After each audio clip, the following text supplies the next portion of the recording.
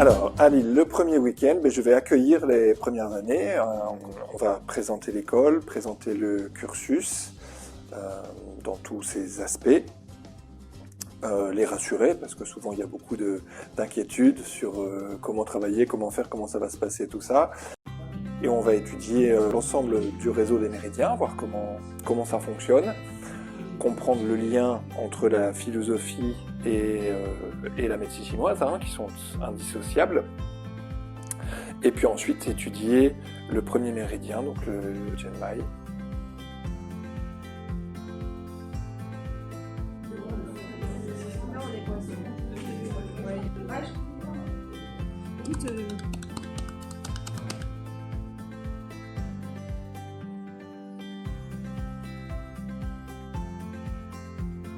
Mon premier souvenir, c'était déjà mon Dieu, est-ce que je vais trouver, est-ce que je vais être à l'heure? Un mélange curieux à la fois d'enthousiasme, de se dire je vais aborder quelque chose de passionnant, la tradition chinoise, la médecine chinoise, tout ça, et un mélange de stress, voire de trouille. Qui est-ce que je vais rencontrer? Est-ce que les profs sont sympas?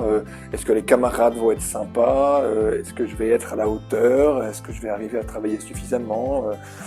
À réussir les examens? Comment ça va se passer? Enfin, toutes les questions naturelles et normales qui traversent la vie d'un étudiant qui se lance dans cette grande aventure humaine qui est la médecine chinoise.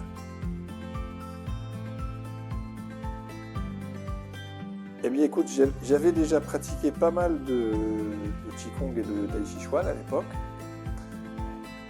Et ça venait titiller mon côté cartésien de me dire mais comment ça se fait que faire des singeries avec mes bras, ça puisse me faire autant de bien?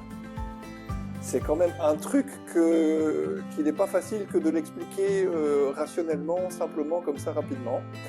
Et donc j'avais bien compris qu'il fallait que je plonge dans la tradition chinoise pour avoir une explication cohérente et satisfaisante.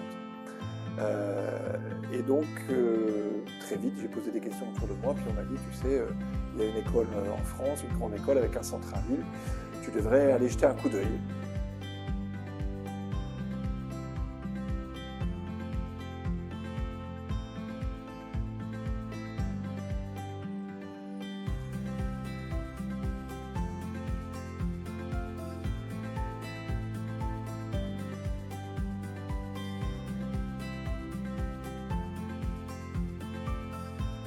Quand tu veux, ma garçon, comme on dit d'un schnorr.